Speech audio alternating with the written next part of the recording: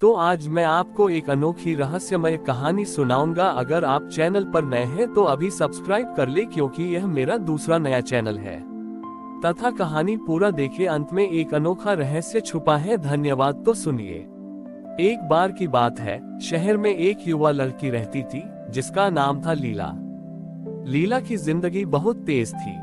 वह हमेशा व्यस्त रहती थी, दोस्तों के साथ घूमना, सोशल मीडिया पर अपनी जिंदगी दिखाना और नई नई चीजें खरीदना। बाहर से उसकी जिंदगी बहुत रंगीन दिखती थी, लेकिन अंदर ही अंदर वह बहुत अकेली और खाली महसूस करती थी। उसे यह पता ही नहीं था कि उसे क्या चाहिए या उसकी असली पहचान क्या है। गांव में रहने वाली उसकी दादी राधा हर साल लीला को हरितालिका तीज पर घर आने के लिए कहती थी, लेकिन लीला हमेशा मना कर देती। वह सोचती थी कि यह सब पुरानी बातें हैं और शहरों की भागदौड़ भरी जिंदगी में इनके लिए कोई जगह नहीं है। एक दिन लीला को अपने जीवन में कई असफलताओं का सामना करना पड़ा। उसका एक रिश्ता टूट गया और एक करीबी दोस्त ने उसे धोखा दिया। लीला पूरी तरह से टूट गई। उसके पास जाने के लिए कोई जगह नहीं थी सिवाय अपनी दादी के गांव के।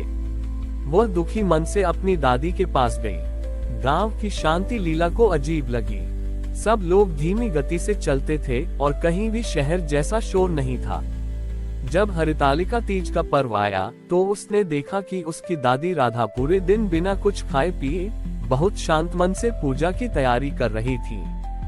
वह अपनी हाथों से मिट्टी की मूर्ति बना रही थी और उनके चेहरे पर एक असीम शांति थी।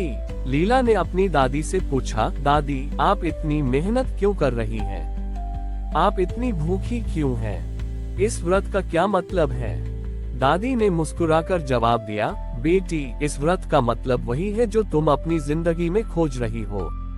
यह व्रत कुछ पाने के लिए नहीं, बल्कि अपने भीतर की बेचैनी, अपने अहंकार और अपने बाहरी छोटी ई खावे को छोड़ने के लिए है। ये स्वयं को जानने की यात्रा है। दादी की यह बात सुनकर लीला के दिल को छू गई। उसने पहली बार किसी परंपरा में इतना गहरा अर्थ देखा। बिना किसी के कहने पर उसने खुद व्रत करने का फैसला किया।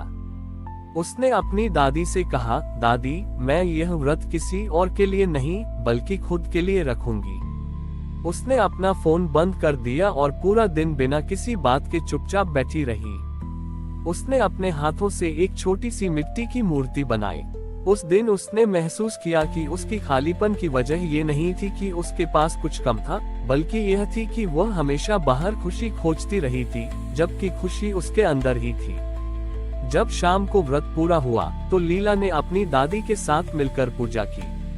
उसने अपनी मूर्ति के सामने सिर झुकाकर प्रार्थना की, हे महादेव और माता पार्वती, मुझे अपनी राह दिखाने के लिए धन्यवाद। उस दिन के बाद लीला की जिंदगी पूरी तरह बदल गई। वह शहर वापस लौटी, लेकिन उसका मन अब शांत था। उसने अपनी पहचान सोशल मीडिया या लोगों की राय में नहीं, बल्कि अपने अंदर खोज ली थी।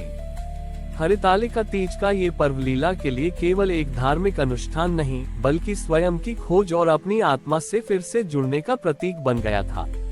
लीला जब शहर वापस लौटी तो उसके दोस्तों ने एक बड़ा बदलाव महसूस किया। वह अब पहले जैसी बेचैन और दिखावे वाली नहीं थी। उसके चेहरे पर एक शांति और आत्मविश्वास था। वह अब हर छोटी बात पर परेशान नहीं होती थी और बिना किसी कारण के खुश रहती थी। उसके दोस्त हैरान थे और उन्होंने पूछा, लीला, तुम इतनी बदल कैसे गई? लीला ने उन्हें अपनी दादी और हरितालिका तीज के व्रत की कहानी सुनाई। उसने बताया, यह व्रत किसी और के लिए नहीं था, बल्कि खुद के लिए था। जब मैंने बाहरी दुनिया से ध्यान हटाकर अपने अंदर झांका तो मुझे वह शांति मिली जो मैं हमेशा से खोज रही थी। उसकी एक दोस्त, जिसका नाम नेहा था, शहर की भागदौड़ से बहुत परेशान थी। उसने लीला से कहा, लीला, मुझे भी यह शांति चाहिए। क्या तुम मुझे सिखा सकती हो? उद्धरण चिन्ह। लीला ने मुस्कुराकर हाँ कर दी। उसने महसूस किया कि उसकी तरह और भी कई युवा हैं जो अपनी जड़ों से कटे हुए हैं और अंदर से खाली महसूस करते हैं। उसने अपने अपार्टमेंट में ही एक छोटी सी जगह बनाई और अपने दोस्तों को वहां इकट्ठा करना शुरू किया। अगले हरितालिका तीज के आने से पहले लीला ने उन्हें सिखाया कि कैसे मिट्टी से सरल मूर्तियां बनाई जाती हैं। उसने उन्हें बताया कि यह काम सिर्फ कला नहीं बल्कि एक ध्यान है जिसमें हम अपने मन को शांत करते हैं। वो उन्हें हरितालिका तीज के असली अर्थ के बारे में बताती थी कि यह सिर्फ एक व्रत नहीं है बल्कि एक का मौका है अपने जीवन की सभी नकारात्मकताओं को त्यागने का। धीरे धीरे उनके इस छोटे से समूह में और भी लोग जुड़ने लगे। वे सब अलग अलग धर्मों और जगहों से थे, लेकिन उनका लक्ष्य एक ही था, अपने भीतर की शांति को खोजना। उन्होंने अपने इस समूह का नाम आत्मा की तीज रखा। उस साल हरितालिका तीज के दिन लीला ने अपने दोस्तों के साथ मिलकर व्रत किया। उन्होंने कोई बड़ा समारोह नहीं किया, बस अपने हाथों से मूर्तियां बनाई, भजन गाए और अपने जीवन के उन पहलुओं के बारे में बात की जिन्हें वे बदलना चाहते थे। जब व्रत समाप्त हुआ तो हर किसी के चेहरे पर वही शांति थी जो लीला ने महसूस की थी। लीला ने देखा कि कैसे एक छोटा सा निजी अनुभव एक बड़े बदलाव का कारण बन गया था। वह अब सिर्फ खुद के लिए नहीं बल्कि दूसरों के लिए भी प्रेरणा बन गई थी।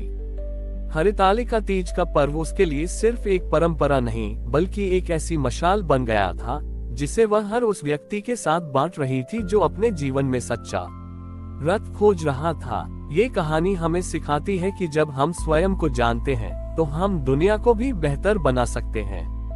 लीला के आत्मा की तीज समूह की ख्याति धीरे धीरे फैलने लगी। शहर के जाने माने मनोवैज्ञानिक और आध्यात्मिक गुरु भी इस समूह के बारे में सुनकर हैरान थे।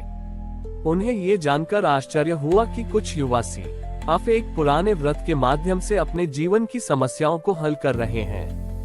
एक दिन एक प्रसिद्ध आध्यात्मिक चैनल के निर्माता लीला और उसकी दादी से मिलने आए। उन्होंने कहा, हम आपकी कहानी को दुनिया के सामने लाना चाहते हैं। आपकी यह पहल कई लोगों को प्रेरणा दे सकती है। लीला और दादी पहले तो हिचकिचाए। उन्हें लगा कि मीडिया की चकाचौंध में कहीं उनके काम की पवित्रता खो न जाए।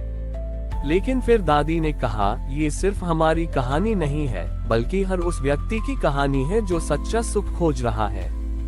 अगर हमारी कहानी किसी की मदद कर सकती है तो हमें उसे दुनिया से छिपाना नहीं चाहिए।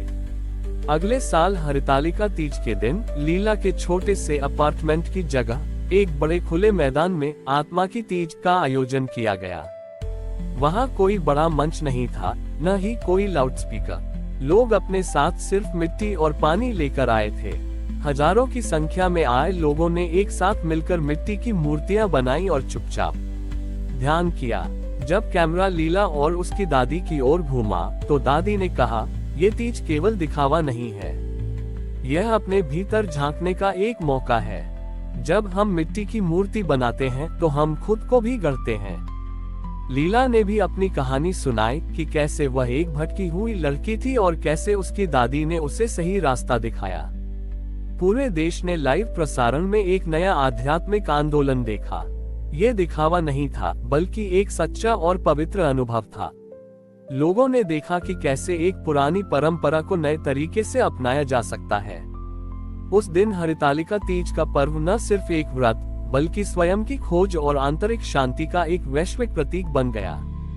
विरासत का सम्मान। और इस तरह लीला की यात्रा ने एक नया अध्याय लिखा। वह अब सिर्फ एक आम लड़की नहीं थी बल्कि एक ऐसी मशाल बन गई थी जो हर किसी को रास्ता दिखा रही थी। उसकी दादी राधा ने देखा कि उनकी परंपरा अब एक ऐसी विरासत बन चुकी है जो आने वाली कई पीढ़ियों को जीवन का सही अर्थ सिखाती रहेगी। ये कहानी हमें सिखाती है कि हमारी परंपराएं सिर्फ पुराने नियम नहीं हैं, बल्कि वे एक ऐसा ज्ञान का भंडार हैं जो हमें हर युग में राह दिखा सकता है। तो आज मैं आपको एक अनोखी रहस्यमय कहानी सुनाऊंगा। अगर आप चैनल पर नए हैं तो अभी सब्सक्राइब कर ले क्योंकि यह मेरा दूसरा नया चैनल है।